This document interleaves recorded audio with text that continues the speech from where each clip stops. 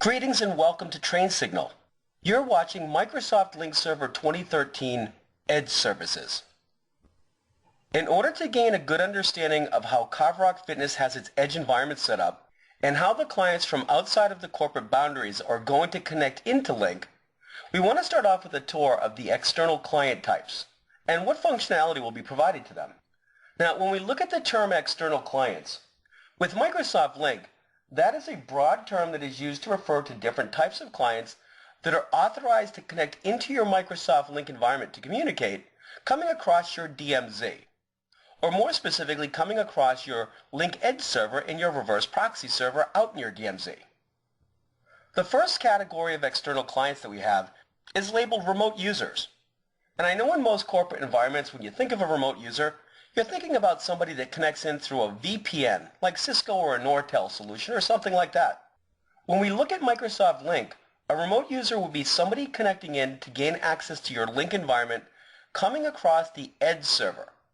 So for example, if I have a user that works for the organization and maybe they're out at training or out at a conference this week, and while they're out at the conference, they open up their laptop, they launch their Lync client, and they connect coming in across the internet.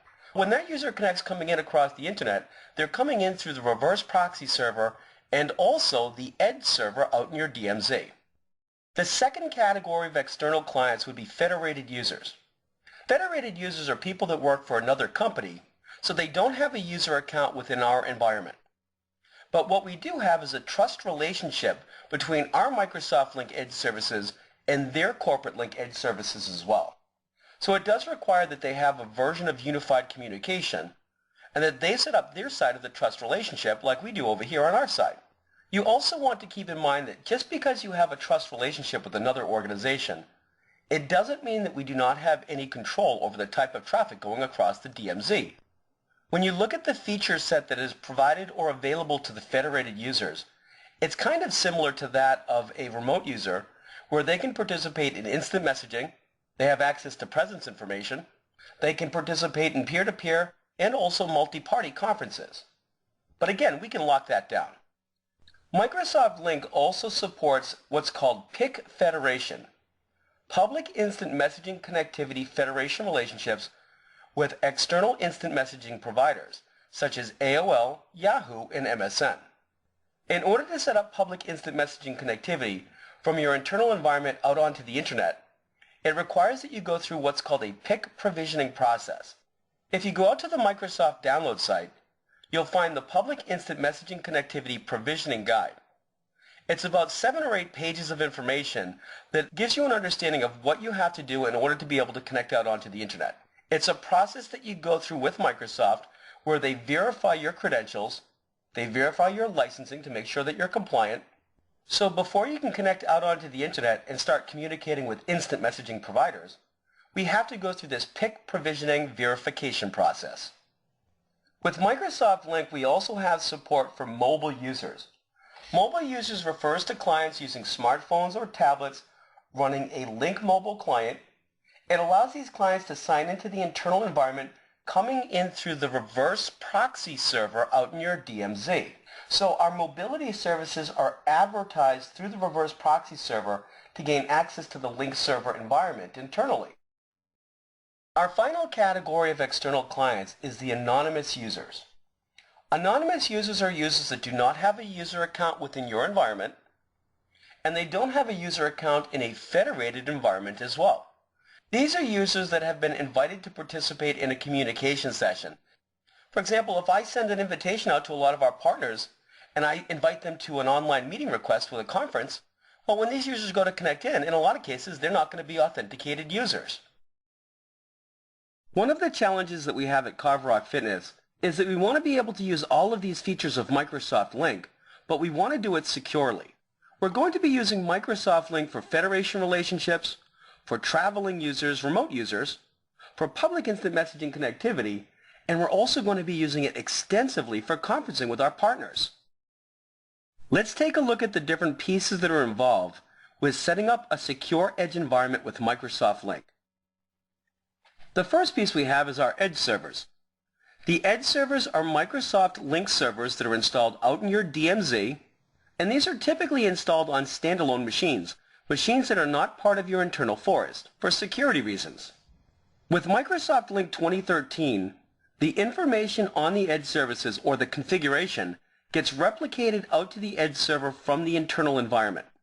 So we configure the edge services on the internal servers, and then the settings replicate out to the edge server so they know how they're supposed to be configured. The edge services run three main services. The first service is called the Access Edge Service. The Access Edge Service is better known as your SIP service. It provides a connection point for both inbound and outbound session initiation protocol traffic. We also have the Web Conferencing Edge Service, and this service enables external users to join meetings that are hosted on your internal Lync Server 2013 environment. The third service is called the Audio Video Edge Service, and this makes audio, video, app sharing, and file transfer available to your external users. So when we're participating in conferences, we're able to share out applications, our desktop, we can transfer files, so we can use all of the collaboration features, even whiteboards and polling. A typical Lync Edge environment also requires a reverse proxy server. The reverse proxy server is used to gain access to web-based content. For example, when an external user in your organization connects in to gain access to download the address book, that's done through a reverse proxy. It's done through the web services.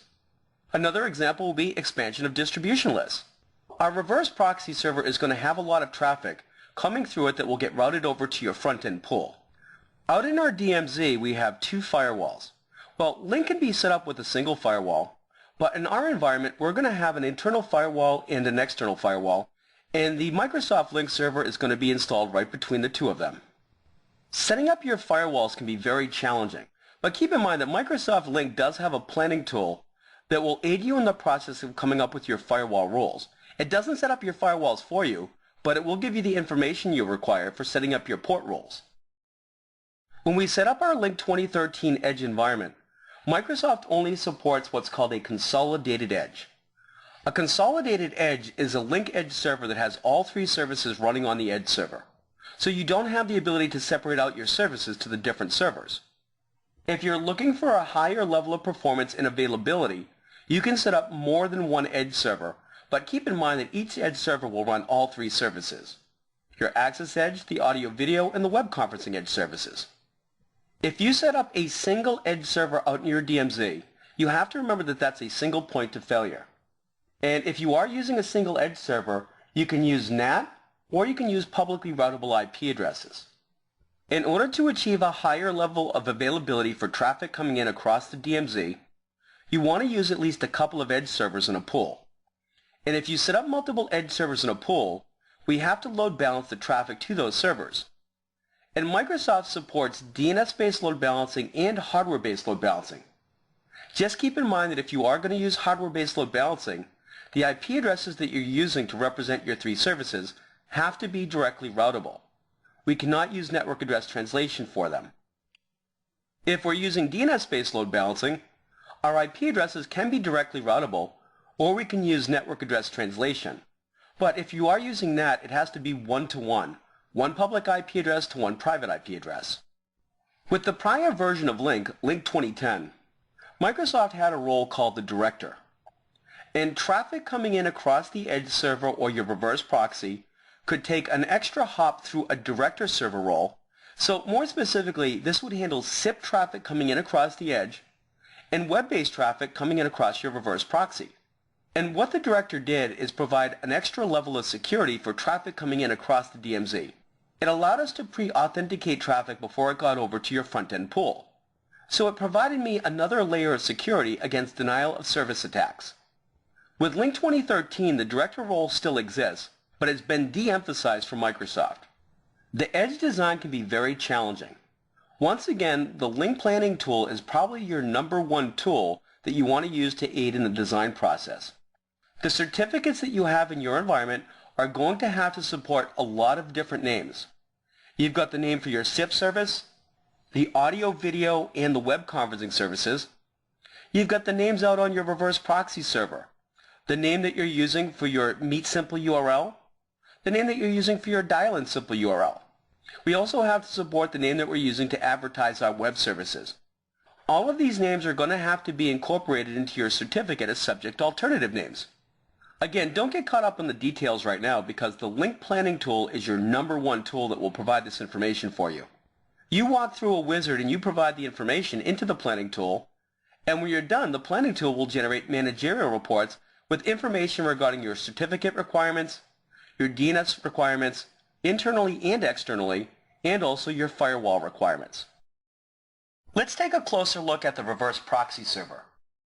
When we set up the Lync 2013 Edge environment, one of the requirements that we have is that we have to have a reverse proxy server for different types of web traffic coming in across the internet. What type of traffic is going to be serviced through the reverse proxy? The first type of traffic is your simple URL traffic. Now, you don't have to worry about the administrative simple URL. That's only used internally for gaining access to the control panel. We don't expose that to the internet. But we do have to make sure that the external DNS has the simple URL for dial-in, which is gaining access to the dial-in conferencing web page, and also for your meet simple URL, which is used to comprise the link used to join into the meetings. So when a client clicks on a link to join a meeting, the external DNS routes that traffic through the reverse proxy server, and the reverse proxy server can either route the traffic through a director role or directly over to the front-end pool. The reverse proxy server is also used for downloading meeting content. When a user goes to expand a distribution list, that traffic goes to the reverse proxy also, and then routes over to the web services running on your front-end pool. So the web services URL that you define when you set up your topology in your topology builder has to be exposed externally as a DNS entry. So when you define your web services URL inside of your topology builder and you publish that, when a client goes to connect into the web services, the DNS server on the internet has to be able to route that traffic over to the reverse proxy server, and then the reverse proxy server handles routing that traffic over to your front-end pool. At CarveRock Fitness, we have several users that will be working remotely, and when they go to download their address book, that information comes across the reverse proxy also. The device update services of Microsoft Lync allow IP-based phones to receive patches from the Microsoft Lync web services. Mobile devices will leverage off of the reverse proxy server to gain access to the mobility services and also for auto discovery. Let's take a closer look at adding the Edge server into our environment with the Topology Builder. Before we set up the Microsoft Lync Edge environment, it is required that you have your internal environment set up. Well, this is a requirement because in order to set up the Edge server, you have to export a copy of your topology out of the internal environment and then import it into the local system that you're setting up as an Edge. So as you'll see during the install demo, the Edge server does not have the ability to pull a copy of CMS directly from the environment. We're going to have to pull it in from an exported version of the content. To set up the Lync 2013 Edge environment, what you would normally do is come up with your design within the planning tool. You export a copy of your CMS out to a file, get that file over to the Edge server, and then you can use that as the import of your CMS out on the Edge. Inside of your topology builder, you have to add the Edge services environment into your topology and publish those changes back into CMS. So that way when you go to set up your Edge server and the install process looks to its local copy of CMS which we've imported, it will see its own server name in there and it will know that it's supposed to be set up as an Edge server. Let's take a look at how we add the Edge server into our topology by using the Topology Builder. In this demonstration, we're going to add a Microsoft Lync Edge server into our environment.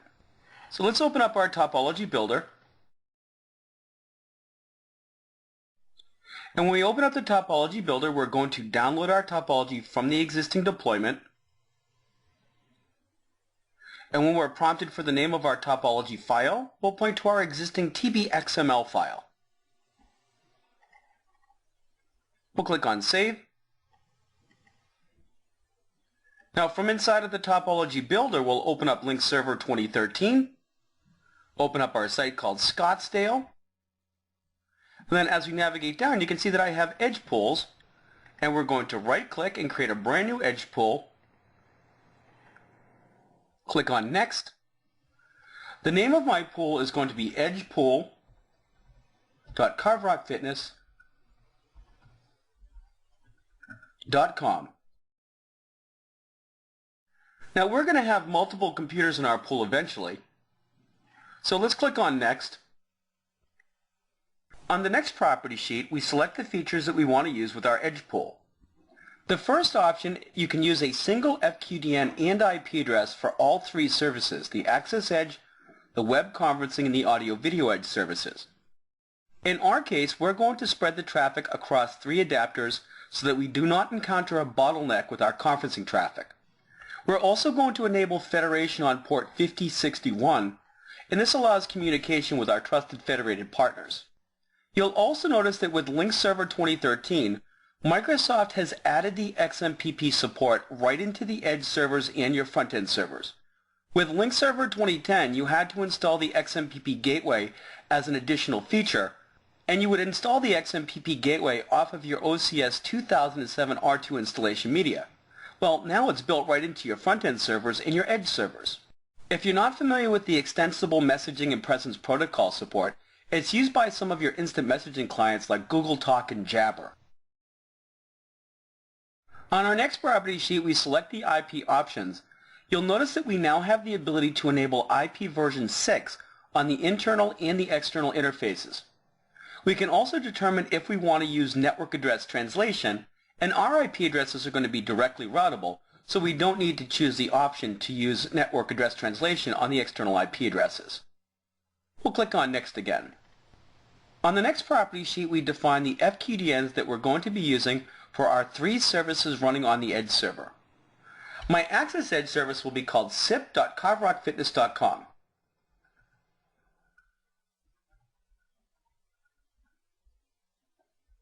You'll notice that I'm using port 443 for traffic coming in for SIP, as well as the 5061 traffic used for my Federation partners. Now, as I tab over, you can see that I have my web conferencing edge service, and here I'll call mine webconf.carverockfitness.com. Once again, I can still use port 443 because it doesn't cause a conflict since I'm using multiple adapters. If I was using a single adapter for all three of these services, I would have to route the traffic to different ports. I wouldn't be able to use port 443 for the Access Edge, the web conferencing, and the audio-video edge services. And since we have multiple IP addresses, this doesn't create a conflict for the server. And finally, we have the audio-video service, and we'll call this one avconf.carverockfitness.com. And once again, we're going to use port 443, and then we'll click on Next. Now, as I go through the process of defining the pool, I also have to specify the names of the servers that are in the pool. So let's click on Add. And you'll notice I have to specify the internal FQDN and IP address for the computer. So my internal IP address, which is going to be IP version 4, is 10.0.0.40.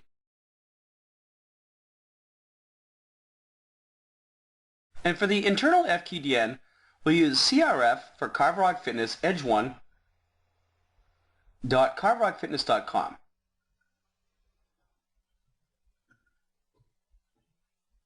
We'll click on Next. I'll then specify the Access Edge Services IP addresses, and I have three IP addresses of 10.0.0.100, which is used for my Access Edge service. My web conferencing service is using 10.0.0.101, and my AP service has 10.0.0.102. Now, remember that my external DNS will have to have FQDNs that map down to these IP addresses, whether they're directly routable on the internet or if you're going through a reverse proxy. We'll click on Finish, and I've now got my CRF Edge 1 server added to my pool. And if I want to add additional servers at this point, I can click on Add, and then I can add them in also. If you were using a director pool, this is where you could click on the drop-down arrow, and you would be able to see your director pool here on the list. Now, our SIP traffic is going to go from the Edge server directly over to the front-end pool. We'll click on Next. On the next property sheet, we have the ability to associate our pools over with the Edge server for your media streaming traffic. So for external media traffic, do I want the traffic from pool.carverockfitness or my SBA, which is Mesa SBA, to go through this Edge server? Now, if you don't define this at this point, you'll be able to go back into your topology and you can define your associations later on if you choose to. I'm going to associate both of these with my new Edge environment. and then click on Finish. Now that I've defined my Edge Services environment inside of my Topology Builder, what I can do is publish my topology. We'll right-click, go down to Publish Topology, click on Next, and once again what I should be seeing here is a bunch of successful messages and a lot of green checks, so things went great. We're going to click on Finish, and then close out of the Topology Builder. Now let's take a look at installing the Edge server. Now that we have seen how to add the Edge environment into our topology with the Topology Builder, let's take a closer look at installing an Edge server. The primary task for setting up an Edge server is going to appear very similar to that of setting up a regular Lync server within your environment, although you will notice some key differences as I go through the demonstration. With your Edge server, you have an internal and you also have external interfaces. Well, at a minimum, you have to have one internal and one external interface. And you can also use multiple interfaces externally, one for each of your services. If you use a single IP address for your external interface, we have to route the traffic coming into the different services over different ports. If I use different IP addresses for each of the three services, then I can route traffic coming in over the three services over port 443. When we're setting up the Edge, you'll also see that I'll have to import a copy of CMS from a file, and then when I go to install my certificates, I'm going to have an internal certificate as well as a certificate for my external interfaces. As we go to set up the Edge server, the first thing we have to look at is our prerequisite software.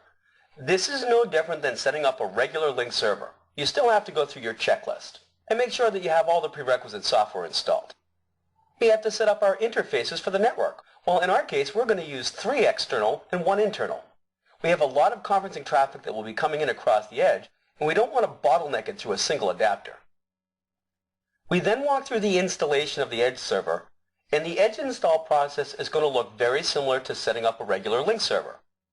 You start by running your install and installing the core components, and then from inside of the deployment wizard, you'll install a copy of CMS from file, you'll then run the install certificates, and then start up your services. As we install the Edge server certificates, keep in mind that although Microsoft Lync does support internal private certificates coming from an internal trusted CA, we're going to be inviting a lot of partners to our conferences, and we're going to have to use a valid trusted certificate, a certificate trusted by clients out on the internet. So we're going to have to get a certificate from a trusted authority. Once we have our certificates installed, then it's just a matter of starting up the services and then making sure that it's working the way that it's supposed to be. Let's take a look at a demonstration on installing an Edge server. In this demonstration, we're going to see how to set up a Lync 2013 Edge server. Now, before I try to install the Edge server, I need to get a copy of my topology exported out to a zip file format from CMS, because my Edge server will not be able to pull a copy of CMS directly from the internal environment, because it's a standalone machine out in your DMZ. So what I'm going to do here is open up the Lync Server Management shell, and we'll use the export-cs configuration commandlet, and we'll export out to a file. We'll use the -filename option,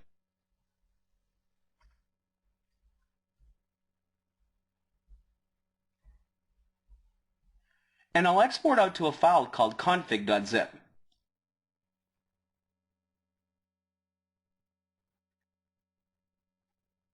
Next, we have to get that file over to the Edge server because we're going to need it as part of the installation process. So over here on my C drive, I have my config zip file. We're going to copy that and then transfer it across the network over to my other server.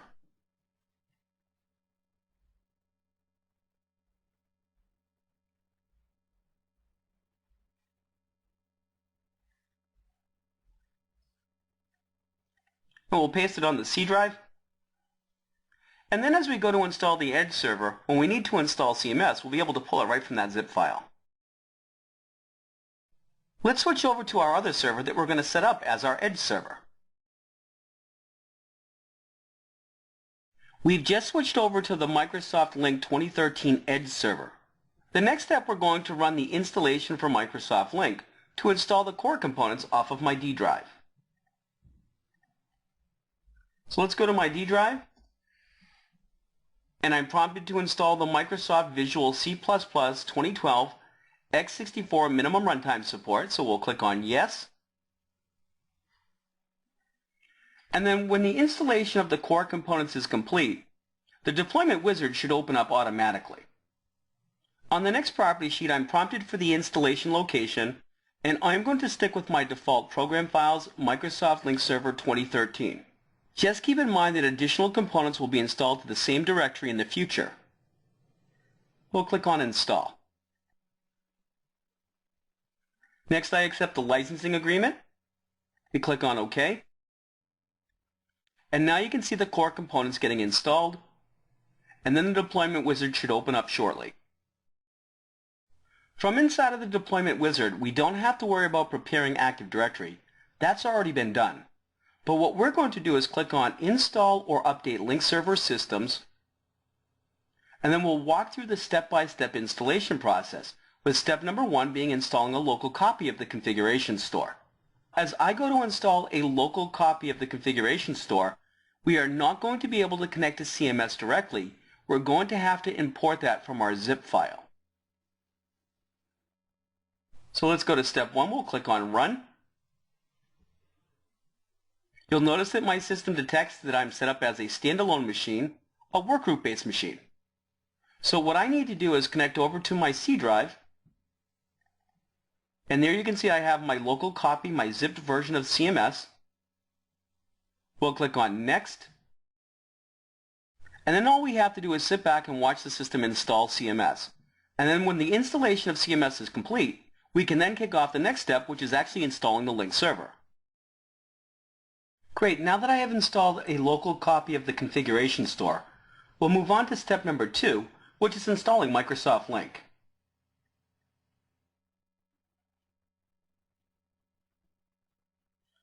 Okay, now we're ready to install Microsoft Lync. We'll click on Run. On the next property sheet, we'll click on Next. And then as you can see, the installation is very automated. The install looks to my local CMS copy, and then it installs based upon how my server is defined inside of CMS. So all we have to do now is sit back and watch the installation process proceed. Next, you can see that my component installation is completed, so we'll click on Finish.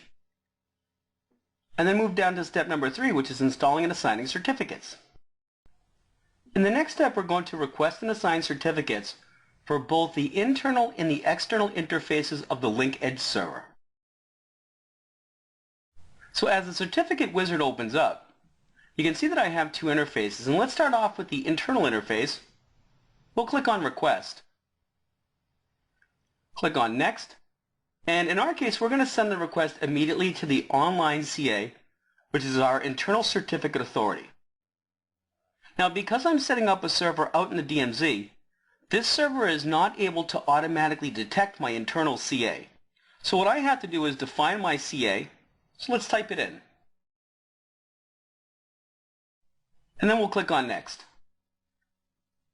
On the next property sheet, I can specify credentials used to connect over to the server. And we'll put in our password.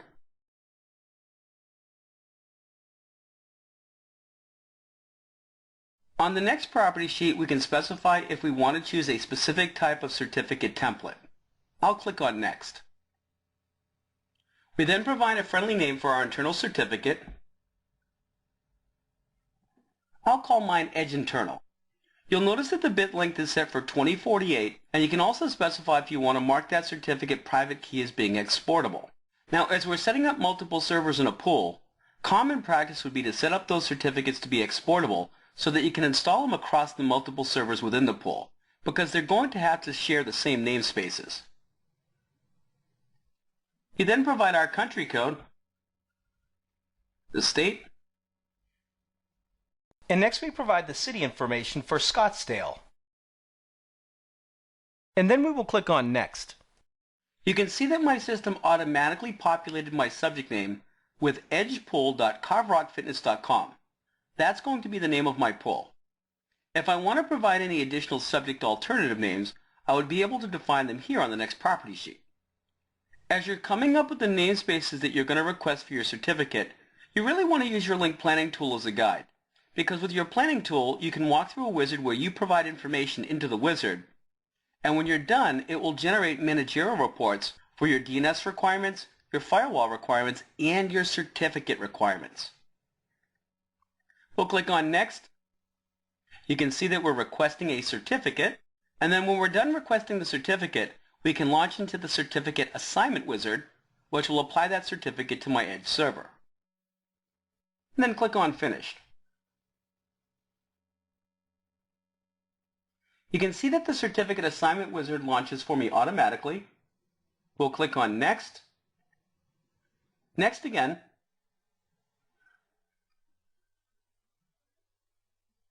and then we'll click on Finish. Next, we have to set up the external Edge certificate, so we'll select the certificate, Request, and I have a warning that pops up letting me know that if I'm setting up a pool of servers, you want to make sure that your certificate is exportable so that you can install that certificate across the servers in the pool. All the servers will support the same namespaces, so you want to make sure you incorporate all of the namespaces in as subject alternative names. Once again, you want to get this information from your Lync planning tool. Let's click on Yes. We'll click on Next. When you're setting up the external interfaces of the Edge server, you typically want to get a valid certificate from a trusted public authority. In this demonstration, I'm going to use a private certificate authority, but when we set up the Lync 2010 environment at CarveRock Fitness, the external interface is going to have a certificate coming from a trusted authority. So when external clients try to connect into our environment coming in across the Edge, we're going to be using valid certificates that are trusted by your clients. We'll click on Next. Because I've already requested a certificate, I'm able to pull up my CA namespace without typing it in. We'll then specify the credentials to connect over to the CA. I'll put in my password. And then click on Next. We'll accept the default certificate template. My friendly name for this certificate will be External. My bit length is 2048, and I definitely want to make sure that that certificate is exportable so that we can install it across other Edge servers within the pool. On the next property sheet, you can see that my organization and organizational unit information is pulled automatically from my prior certificate request. Here I have my country, state, and city. Here we can see that my certificate request is pulling the subject name of the Access Edge service, sip.carverockfitness.com, and it's also pulling the subject alternative names from information that I've published into CMS. If you need to support any additional subject alternative names, you can provide them on the next property sheets. On the next property sheet, I can see the domain namespaces that I'm supporting for my Lync environment. And if I want these namespaces to be duplicated as a subject alternative name, I just select them and I click on Next. On the next property sheet, I can define any additional subject alternative names that I require for support on my Edge servers. I'll click on Next. Click on Next again. And then as I click on Next, once again, we're going to launch the assignment wizard.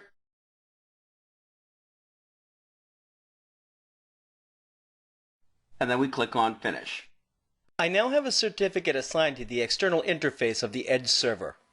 Once I close out of the console, my next step is to start my services. We'll click on Next, and then Finish. And our last step would be verifying that your services are running. And that they're installed. So when I click on this link, it brings me over to my services applet. Then as you can see, I have my Microsoft Lync services, and some of these services are starting, some of them are started up already. So things look great. Now that the Edge services are installed and running, let's switch over to the control panel to see how to configure it. Now the control panel is not installed on the Edge server for security reasons, so we're going to switch over to our Lync front-end server. We've now switched over to the Lync front-end server, and we're going to open up our control panel and provide our credentials.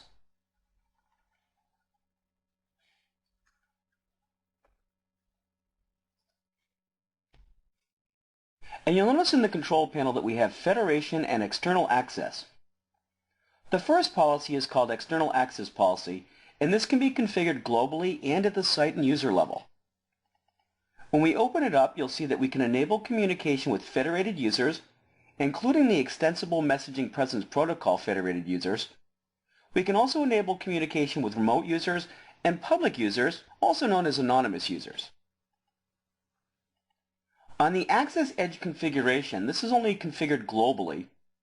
You can specify if you want to enable federation with public instant messaging connectivity. We can also enable partner domain discovery, so we can locate those federated partners by querying DNS and looking for SRV records. We can send archiving disclaimer messages so the partners know that we're archiving the content. We can also enable remote user access for convenience for the employees at CarveRock Fitness, and we can enable anonymous user access to our conferences. But you have to remember that we can also configure that at the conference level as well. On the SIP federation domains, this is where we can define if we want to allow or block federation relationships with different domains. And if I click on either of these, here's where you can define your domain FQDN and your Access Edge server FQDN. But the Access Edge service FQDN can also be discovered through DNS.